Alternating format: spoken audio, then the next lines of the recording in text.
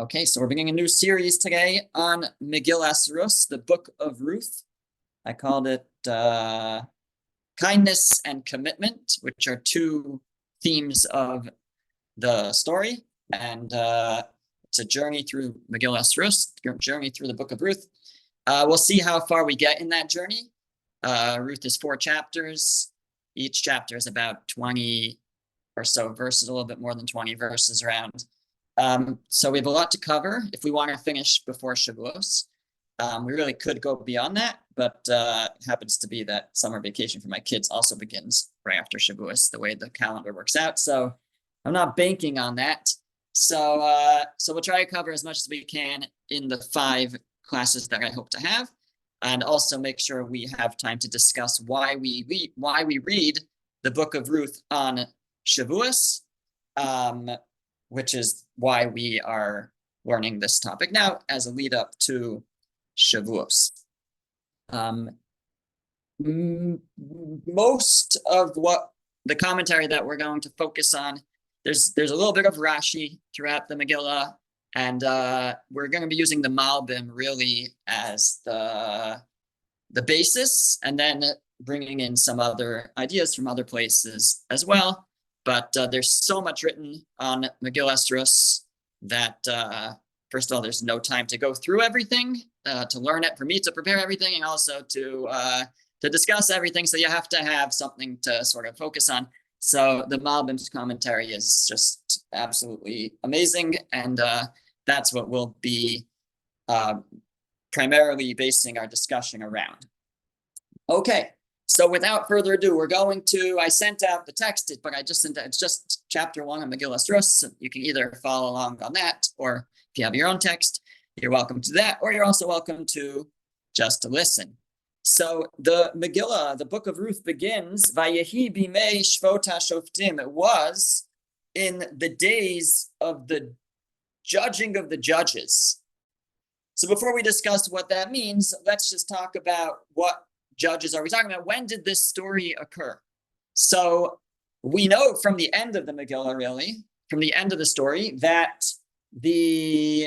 Ruth was the great-grandmother of King David, because the very last verses of the Megillah tell us that. So we can have a sense based on that where we're talking about. We're in the days, as it seems, we're in the days of the judges, the days of the Shoftim. We're before the kings of Israel, after they've entered the land of Israel. And the question is, which Shoftim? So Rashi actually comments based on the Gemara that this was in the days of Avtzan, or Ivtzan. And Ivtzan was one of the judges. He was one of the, we don't know too much about him. He judged for 7 years. There's no grand stories in the book of Shoftim about him, but he is mentioned briefly. And the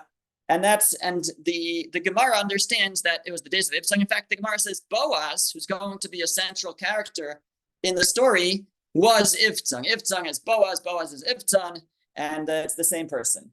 So that's the position of Rashi, really based on the Gemara in Baba Basra 91a. However, the Midrash has a different timing of the story. The Midrash in Midrash Rabbah understands, it says, in the days that the judges judged, plural. Well, when did we have judges? Usually it was one judge. So there were times where there were multiple judges in Israel, multiple leaders. So the Midrash actually brings down a couple of opinions. One is it was the days of Devorah, because Devorah ruled and led with Barak alongside her. And so there were 2 judges in that time. So that's Shoftim. There were multiple judges. There's another opinion in the Midrash that it was in the days of Shamgar and Ehud, 2 other judges who had some overlap.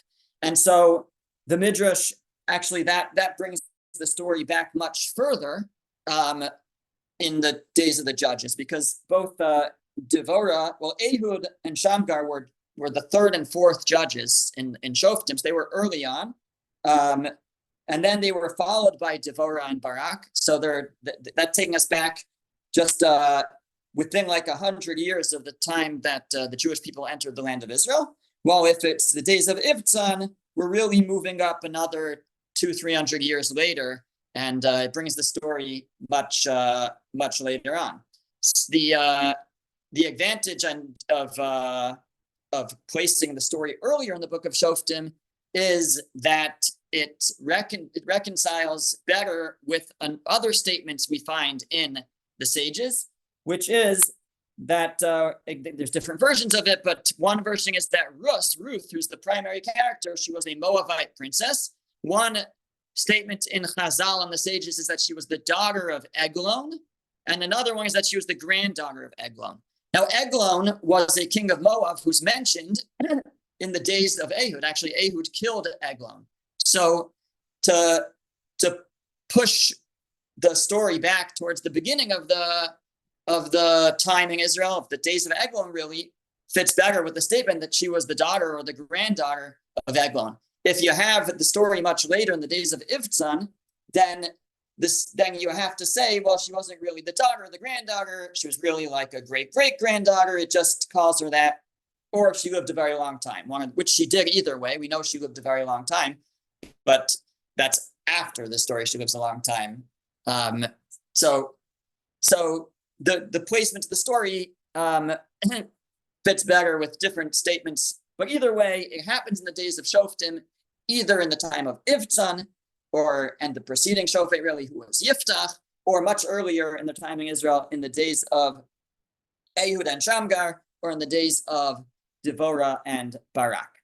So, Vayihi b'mei Shvot HaShoftim, it was in the days that the judges judged, Vayira'a ba'aretz, and there was a famine in the land of Israel. Vayelech ish mibeis lechem Yehuda lagor b'stei Moav. A man went from Beis Lechem, Bethlehem in Yehuda, and he went to dwell in the fields of Moab. Hu v'ishto shnei banav, he, his wife, and his two children. So before we talk about this man, there was a famine. There was a famine in the days of Shvot HaShoftim. So again, I think the most basic translation of Shvot HaShoftim would be the judging of the judges. But the sages interpret it to actually mean the days where the judges were judged, and meaning that people were very judgmental of the judges. Now, it could be that the judges, the leaders in that time themselves were not necessarily, we're talking about those Shoftim, the leaders, like either Ehud or Devorah, but there were other judges throughout the land, and they weren't necessarily the most upstanding. That could be, we see that in some midrashim. At the same time, though, people were very judgmental, and they judged them, and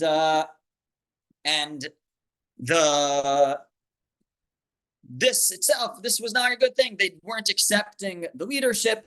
It wasn't a great time in terms of the people's spiritual state, and therefore there was a famine in that time. God responded by bringing a famine, and during this famine, there was a man from Beis Lechem, and he went and he dwelled in the fields of Moab, he and his wife and his children. Now, did they all go? Right, it says he went, and then it says he and his wife and his children. So what's the difference? Why it should say, and he and his wife and his children went? Why does it say, and a man from Beis Lechem Yehuda went, he and his wife and his children? And what that teaches us was that they were kind of just following him. He's the one who went. They had no choice but to go along. This was really his decision. Who is this man? So in verse 2, it introduces us to him. V'shem ha'ish Elimelech. The man's name was Elimelech. V'shem ishto Naomi. And his wife's name was Naomi. V'shem shnei banav Machlon v'Kilyon. And the names of his children were Machlon and Kilyon. Ephratim, they were, let's just say, from Ephrat, which is another name for Beis Lechem. Beis Lechem Yehuda. Vayavo stei Moav vayusham. And they came to the fields of Moab, and they were there. Why did he leave? Was he hungry? Did he leave because he was hungry?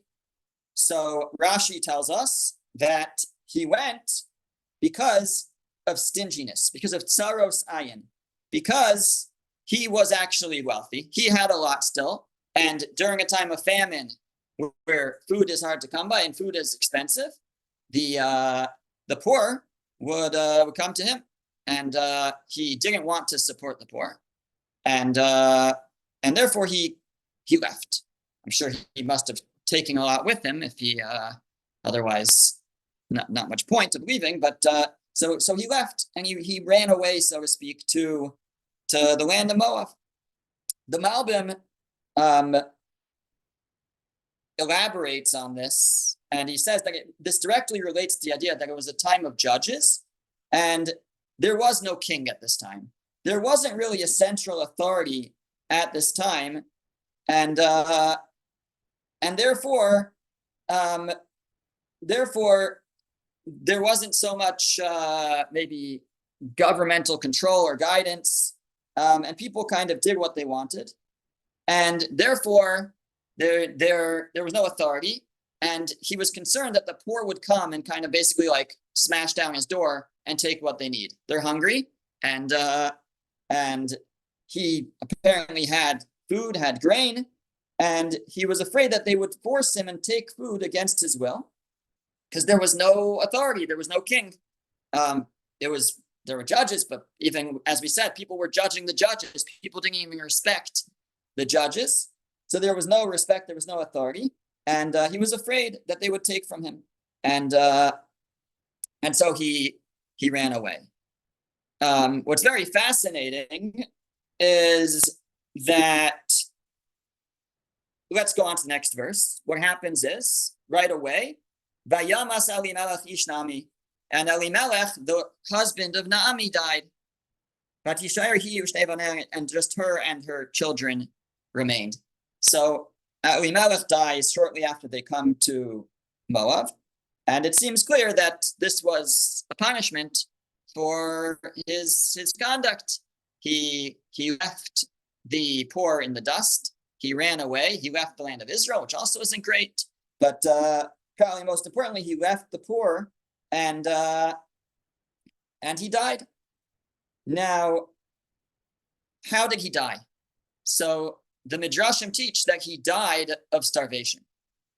So he left because of a famine. He went to a place where apparently there was not a famine.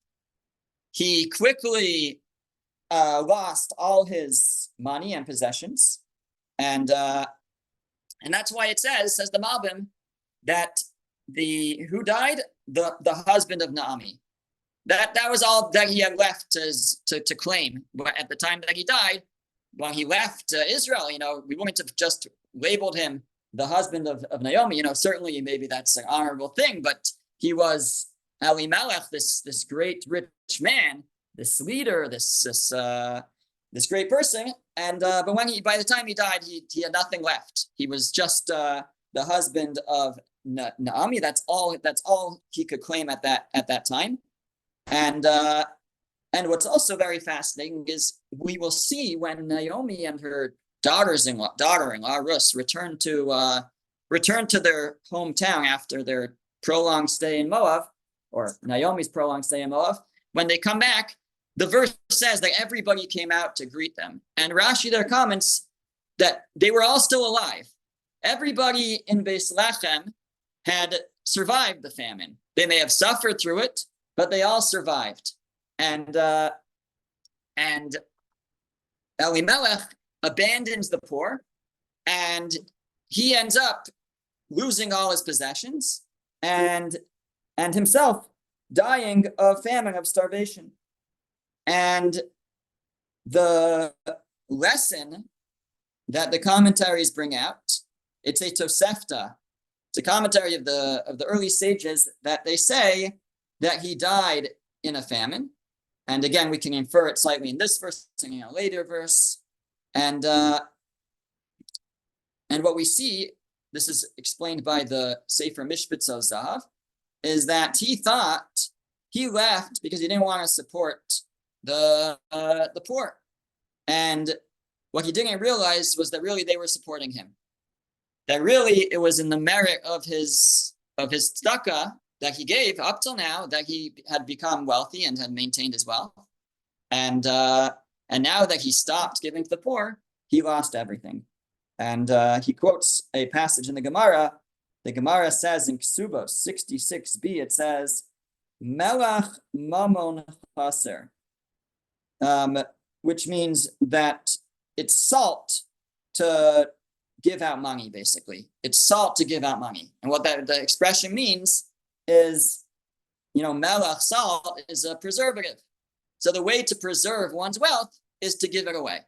That's how one preserves their wealth. That in the merit of if we are good caretakers for our wealth and we share it, so then God rewards us by providing us more because we are being proper caretakers of the assets and wealth that God has given us. So Elimelech comes to they come to Moab, and shortly after that, he passes away. Verse 4, Pasuk Daled, Vayisu lahem nashim Moabios. So now the children of, first of all, we should mention, it says that they remained there, right? Now, the Malbim says they should have understood why this happened. This happened because they left Israel, because they left abandoned the poor. They should have gone back at this point. They should have taken the lesson to heart. They did not, and they remained in Moab. That's the end of verse 3, that they remained there. And what happened next? Vayisulam nashim Moabios. They married, these two sons, Machlon and Kilion, married Moabite women. Shem ha'achas Arpa v'shem ha'shnis Rus. One was named Arpa, one was named Rus. Vayeshu sham ke'eser shanim, and they dwelled there for about 10 years. Now, there's a very major question that many commentaries discuss, try to work out. There's different implications, different opinions, and the Midrash and the Zohar, Rashi, everybody, there's lots of different angles on this. Did Rus and Arpa convert before they married them? Or were they marrying non-Jews? Were they intermarrying? Were they marrying Moabite women? Part of the question is that later, there's an episode when Rus decides to join Naomi and return.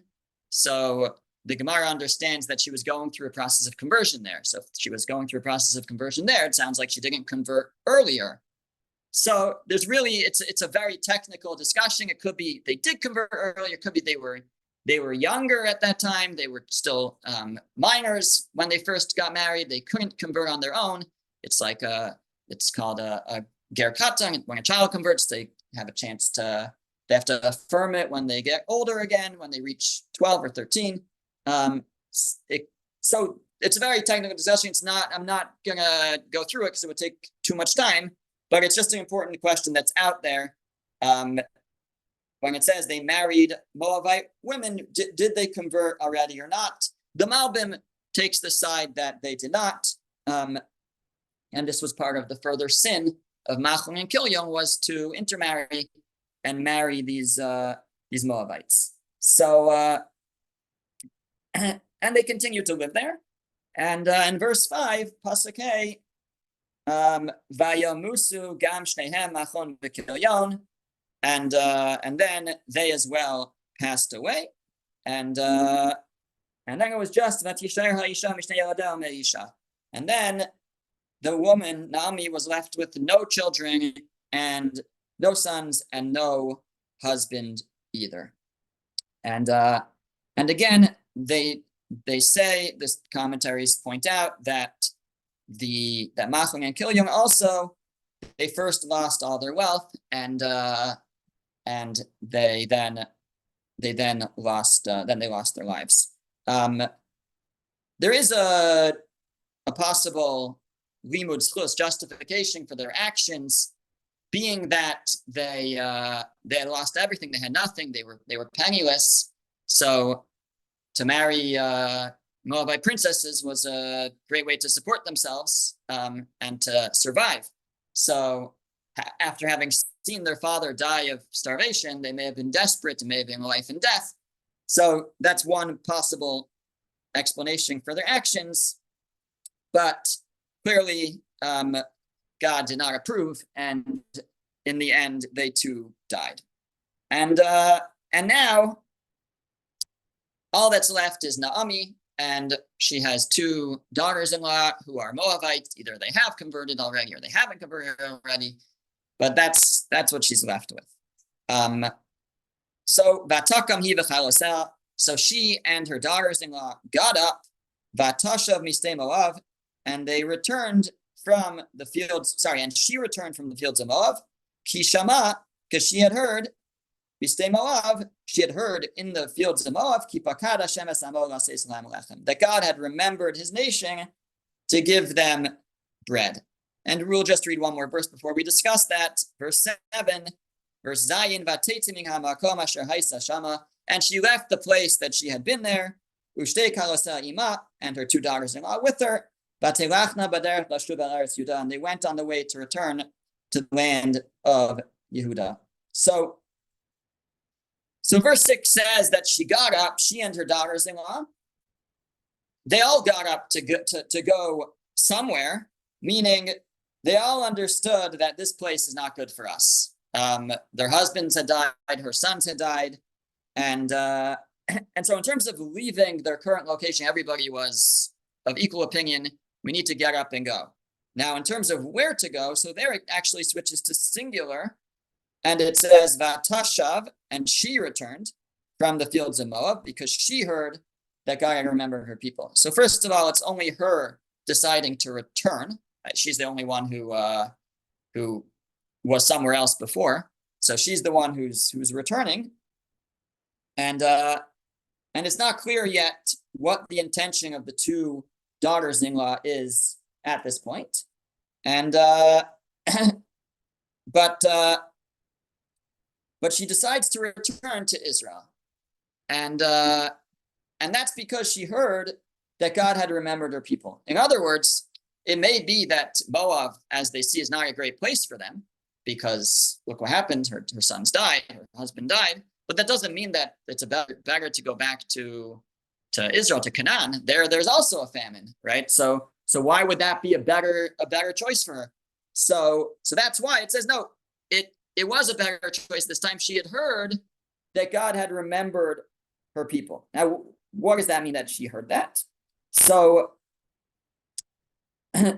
first of all, the Midrash explains that there were merchants and travelers around, and she heard from them that the famine was over in Israel, and that way she knew to go back.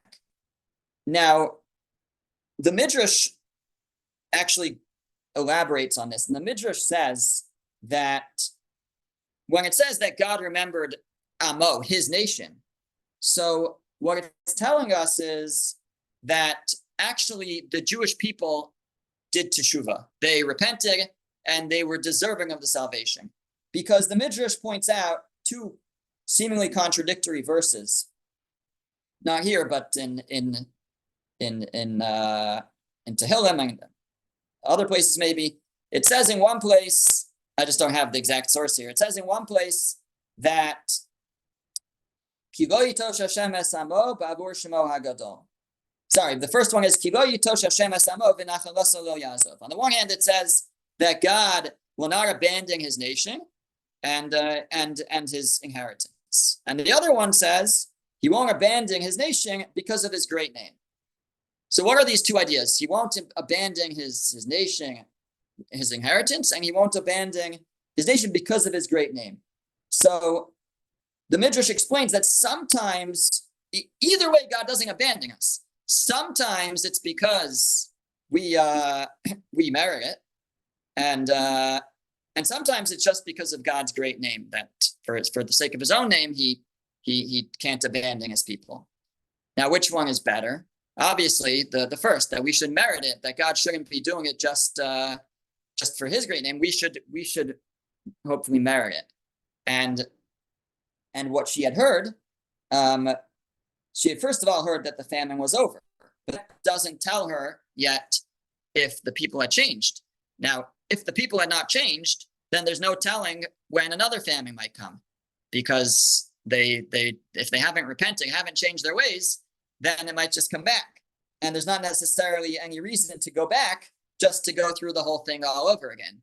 But she had heard that actually the people had changed their ways. They were no longer judging their judges, and therefore it was worthwhile to go back, and that's what it means that she went. That God had remembered Amo, his nation, that they were acting like his nation, and therefore it meant that it was worth it to go back because the people had repented and things were actually going to change. So therefore she decides it's time to go back, and she leaves the place that she was. Verse 7, she leaves the place where she was, and her two daughters-in-law are in tow, and they're going on the way to go back to the land of Yehuda. And she doesn't yet know what their intentions are. She thinks they're just escorting her.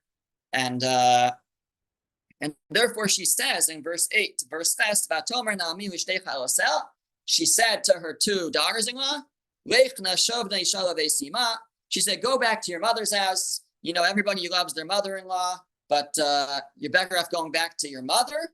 And Yas Hashem imachem chesed, and God should do kindness for you, kasheras yisem im hamesim v'imadi, just as you did kindness with the dead and with me. So one thing to point out about that question I raised before about whether they had converted, they had not converted, this is one of the proofs that's brought that they had not yet converted, because if they had converted, then how could she tell them, oh, go back to your Moabite homes and your Moabite, your mother who's an idol worshiper? Like, that wouldn't be very good for their chinuch, for their upbringing, if they're already converted to Judaism. So that's one of the proofs that's brought that they had not yet converted. Again, there's a lot of back and forth about that, though. And she tells them here that she blesses them, that God should do kindness for you, just like you did kindness for me. You took care of me, you stuck with me, and you took care of the dead, most simply meaning when they were still alive, right? Meaning my sons, you cared for them when they were still alive. The Midrash says that what she was telling them was, first of all, not just that a blessing that God should do, but she was saying God will do. If you have done kindness, God does not ignore any good deed that somebody does, and every mitzvah, every act of kindness is rewarded. And so she was, so to speak, promising them, Yas Hashem Lachem, God will do kindness with you, just as you did kindness with the Mesim, with those who have passed on with me. What was the kindness, says the Midrash, that she's referring to? One was that they made sure to take care of the burial needs of their husbands, even from their own estate, their own money, and also imadi, that they did not force Naomi to pay them their ksuba, their marriage rights from after the husband passes. So there's now some money owed to them, and they forgave her, and that was a great kindness that they did for her. That's what the Midrash teaches regarding that. And then she gives them another blessing, verse 10, Yiteng Hashem lachem u'mitza'ena menucha isha beis isha. She says, God should grant you should find rest, a husband. You should each find yourselves new husbands. And she vatishak lahen, she kissed them goodbye. She kissed them goodbye. And vatisena kolan vatifkena, and they raised their voices and they cried. Was that a question, Jill? You have to unmute. Yes. If the interpretation of kindness is not expecting Naomi to pay their ketubas, isn't that a proof that they did convert? Yeah, so if you interpret it that way, you certainly could understand if there's a ksuba that it was like a typical Jewish ksuba. I think you could say it was just a marriage agreement, So no commentators. not say? necessarily a proof. But again, it's not a proof from the text. It's again, even if it would indicate one side, it could be that midrash is going with that side, and so I wouldn't say it proves anything. This is certainly long before the institution of the actual ketubah, although I don't know if the obligation was already there, but the ketubah Right. is from We the Second definitely Temple. find the idea of ketubah in earlier places already. Okay, so okay, so she gives them this another blessing, and then she kisses them goodbye, and she says, actually, just the Malbim writes regarding verse 9 that that you should find rest in a house of a husband. She's telling them, meaning previously she had just said you should go back to your mother's house, and now she's saying you should find space in the house of your husband. But the Malbim says really those two things go together, that somebody who has kind of no plans to remarry and to move on might already set out on their own and establish their own house as a single person. But somebody who's kind of restarting will go back to their mother's house, and they're not ready to go out on their own yet. They're still waiting for a husband, and that's what she was telling them. Go back to your mother's house and then sort of restart, and you'll find a husband, and you'll go from there. Well, they're not so interested in that. Verse 10, Pasuk Yud, Vatomarna la ki tach nachshuv lamech. And they said to her, we're going back with you to your nation. We're coming with you. And Naomi says, I don't think so. Verse 11, Vatomer Naomi, Shovna v'nosai, go back. Lama telach naimi, why will you come with me? Ha'odli banim b'mayai v'ayulachem lanashim. Do I have any more children in my stomach, in my womb, that you can marry them? Bit of a interesting discussion. Let's just keep reading a bit. Verse 12, Shovna v'nosai, again she repeats, go back. Lechna, go, ki zakantim yoslish, I'm too old to marry.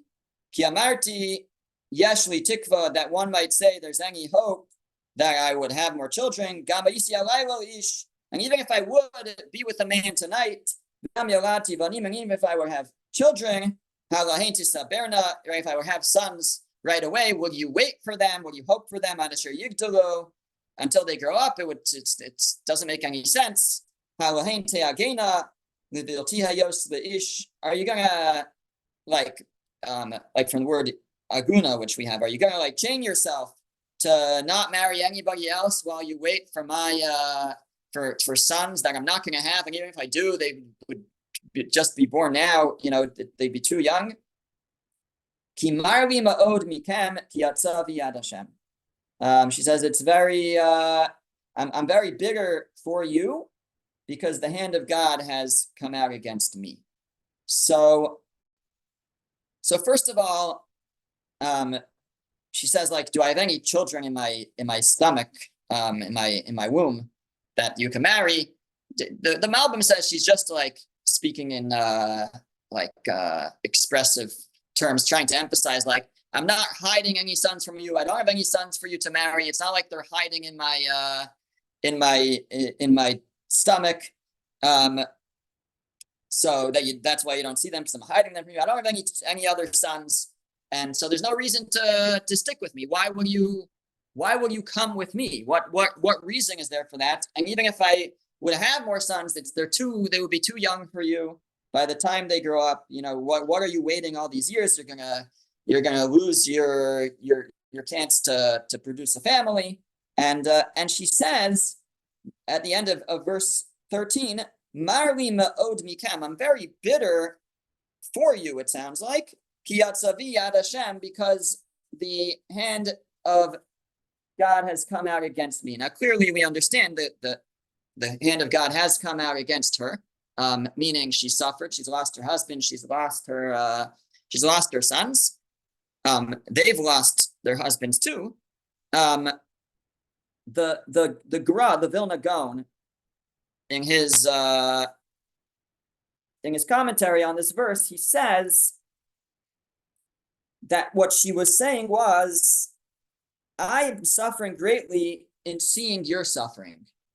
And when she said, because God's hand has come out against me, she means even though God's hand has come against me, but still, says the Gra, I have greater suffering over your suffering. That's what's really making it difficult. I don't want to see you suffer. And what she's in a way saying is, if you come with me, that's a life of difficulty, of challenge, of poverty, of what hope is there for you to find a husband? You go back home, and that's what's best for you. I don't want to see you suffer. And it's very fascinating, because this is Naomi, who's herself suffered so much and been through so much, but she's really focused on the pain that they have. And it's an important lesson in general that a person goes through difficulties. Sometimes a person can be so focused on their own difficulties, they fail to see the suffering of others. And that's what Naomi is teaching us, that we still have to be mindful of others, even when somebody themselves is going through a difficult time. The Mishpat Zav suggests that actually the idea here perhaps is that when anything God puts us through, so he gives us the strength to get through it. There's a Hasidic reading of a blessing we say at the beginning of Sukkot de Zimra in the morning prayers. We say, Baruch Gozer Mekayem. That literally means blessed is the one who decrees and fulfills his decree. But the Hasidic reading of it is Baruch Gozer. Blessed is the one who decrees. What we would call a gezerah, right? There's a decree against us. There's a decree that somebody has to go through a difficult challenge, but he's gozer umekayim, and he upholds that person also. He decrees against somebody else, so is mekayim them. He holds them up. He supports them. He gives them the strength to get through any difficulty. And so, in terms of herself, Naomi was finding the strength to stand up and withstand the suffering that she was experiencing.